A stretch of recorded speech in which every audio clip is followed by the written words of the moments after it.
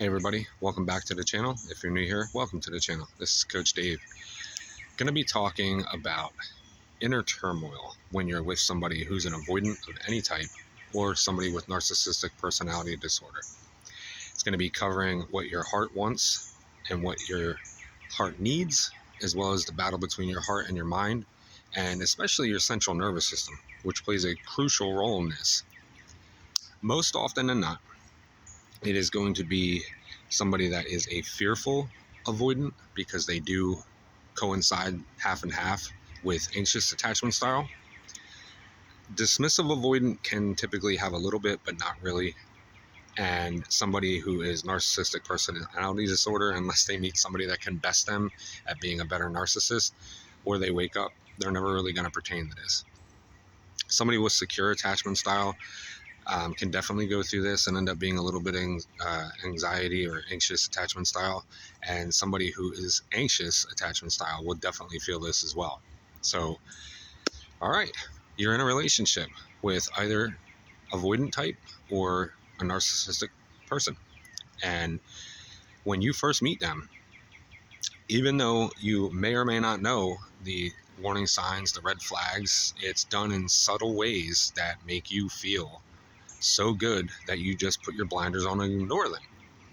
And even when you do acknowledge them, your body is trying to tell you in certain ways, and what you feel is butterflies or what you feel is this tingling feeling is actually your nervous system trying to tell you something's not okay here.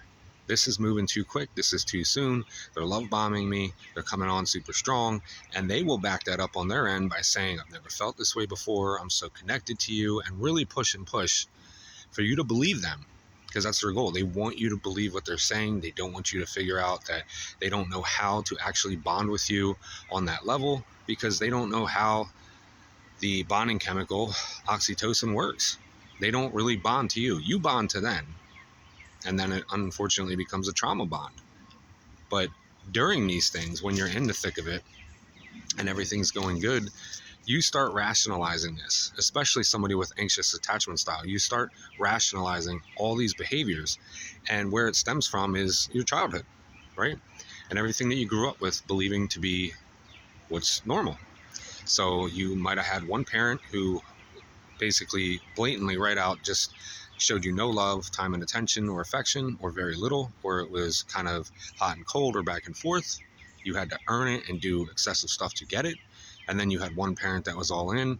Maybe it was a single family, whatever you had, somewhere along those lines. And you grew up believing that you had to overexert yourself in every way imaginable to earn love. So, like I said in one of my previous videos, secure partners, or even anxious attachment people as a partner, is boring to some of these types. And they love chaotic, toxic people. So on the other hand, there is anxious people who find toxic partners a little more in their realm as well, because that's also what they grew up with. And that's why when things start going south, when things start becoming a problem, you typically tend to chase, over-validate, over-explain, over-exert yourself, shrink yourself, walk on eggshells, act timid, start being afraid to ask things, and your nervous system is going haywire right now. Your mind is going haywire, because on one hand, you want to run. On another hand, you want to fix things. And then you're torn between, well, if I ask this or if I bring this up, because I want my end to be heard, I want us to compromise and meet in the middle, I want this to work. And then you start getting blurred between, well, if I say anything, it's going to be bad and they're going to leave. I'm going to push them away. It's only going to make it worse. I have to quiet myself. I have to be more secure. And your partner, who's not really a partner at all, will sit there and play on that and let you take the blame and let you think it's you, because they avoid, right? They deflect. They have no accountability. They don't own up to anything. So they will make you feel like you're just imagining things. You're just hearing things. You're just seeing things. It's all in your head. It's you. All outward thinking, no inner thinking on their part. And you start getting in this cyclone, right? You have a hurricane going on in your head. You don't even know which direction to go. And when you do speak, because you bottle it up, because that's pretty much what they train you to do, it comes out all over the place. And you literally sound crazy. And you start thinking that you're crazy, because that's how they leave you feeling. So your body is going through all this mess and you can't make sense of it. And not only do you have everything on your plate to try to sort through and handle and work through, but they're also not giving you anything. No support for you and what you're going through. No empathy, no sympathy, right? And then on top of that, you got to worry about their stuff. And that starts clouding your judgment too, because you're so worried about them that you put yourself last. And you start focusing on their stuff that you don't even realize you got to put yourself first. How are you going to take care of somebody else? How are you going to love somebody else if you can't worry about you first?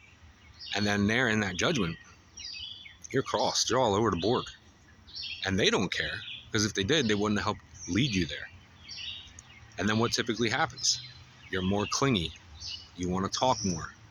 You start not talking more. You start feeling like if you ask anything, it's going to cause problems and push them away. So many things. We know the terminologies, right?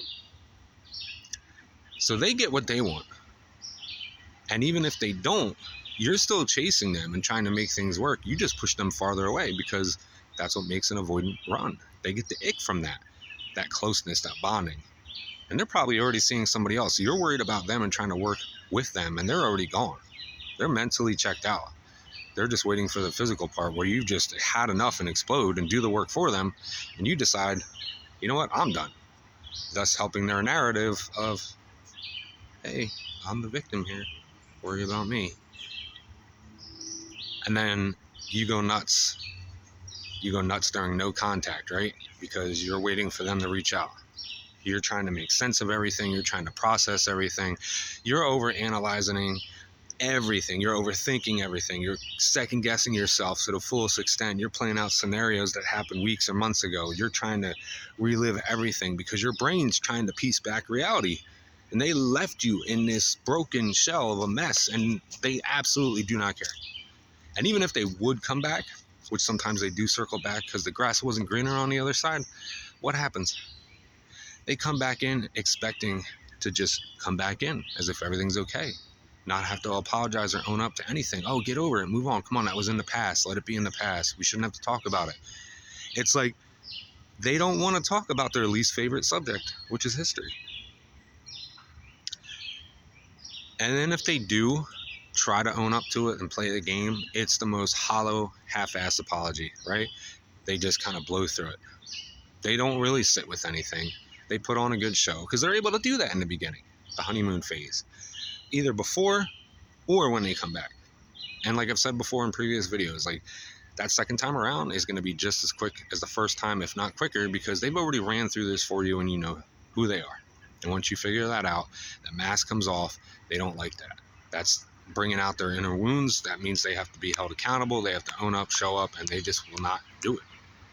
So when you're in the thick of this, you have to stay grounded. And I say this a lot, just previous videos, just like here and there, but this is like a full-on video on it.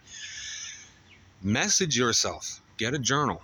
Hide it so that they don't get it. Write stuff down. Talk to somebody about it. You have to get it out as it's happening. Because if you wait, like I said, you're going to be in a cluster of a mess in your brain. And when you do try to speak to somebody about it, you're going to be talking to people as if you're talking to the person that you were with, because that's how it leaves you. So you're going to over-explain. And when you over-explain and you just bombard somebody with all this stuff of weeks or months or even years worth of stuff, it's going to sound chaotic. It's going to sound crazy, no matter how you word it, because you're not going to be able to lay it all out in a time frame because there's so much. It's just going to explode. You're going to have this week, this month, this year, this thing. It's going to be all over the place because it's in your brain like that. It's not in a nice, neat, organized filing cabinet like a normal person would be in a healthy relationship. So they leave you in this, and this is what you have to sift through. This is what you're left to sort with. And then, like I said before, if you add all their stuff on top of it because they're not doing anything and you're trying to figure it out, hey, am I overreacting? Hey, am I doing too much? Am I not being enough? Maybe if I did this, maybe if I tried harder, maybe if I no, stop. Clear that out of your head. Clear that out of your mind. Focus on you. Let them focus on them. And if they can't do that, they're not the one for you. You need to walk away. You need to worry about you, and that's all. Not the message you want. Not the message you want to hear, the one you need to hear. That's what you need to do. Right now, if it's happening to you, or if it has happened to you, you need to just walk away from this person It's never going to work out the way that you want, no matter how much you think they love you, no how much connection you thought you had, and how much everything was perfect and this and that. It's done. It's over. It's not going to help. You want to get them back, they need to do the work, and they need to be willing to own up to that on their own and put in the effort. No amount of stuff that you're going to offer, willing to do, or love, or this, that, and the other is going to matter to them. They don't care. If they did, they'd have done it years ago. If they did, they'd do it for you. They'd own up to it. They'd talk to you about it. They'd want you to go with. They'd participate. They'd show up. They'd communicate. They would do everything under the sun to prove that to you. Have they? No. So what are you really missing? What are you really getting? Anxiety, emotional distress, brain fog, sleepless nights. You're staying up watching videos, trying to find out what's going on and look up things. And what are they doing? They're peacefully sleeping. They're out with friends. They're seeing somebody else. They're getting railed by somebody else. They don't care because they're still living their life. And why do they do that? Because they put their blinders on. They don't think about you. They don't worry about you. They don't have to hear from you. So they push all that deep down. They don't deal with it. They don't have to sit in any remorse. They don't feel guilt. They don't feel ashamed. None of that. They don't allow themselves to. And if they tell you that you're going to, they won't. They never will. They'll do that for 2 days and then they'll change their mind and say, you know what? Nothing's wrong with me. I just met somebody else and they think I'm wonderful. What was my ex talking about? I'm not crazy. I'm not this. I'm not that. And they'll compare you. Like I said, they'll compare you. So you could be, like I said in one video, you could be 95% of the most amazing person that they could ever want and need more. 5% of you is the part that's coming to them about things, holding them accountable or wanting to talk or grow, and they can't stand that. So they'll go find that 5% in somebody else that they want that does work in a line. Meanwhile, it could be another 95% of that person that they don't like, and that's when they decide to circle back. So if they want space and they need time to heal and work on themselves and all that crap that they're telling you because they don't want it to look bad on their part that they left you for somebody else, give them the gift of time. Give them the magazine. They want space, point to the galaxy for them. That's what they need. You give them that and you walk away and you wash your hands of it. And I swear to you and I promise you, it sucks. It's hard. It's debilitating, but you will get through it. And you take it one day at a time and you keep yourself busy.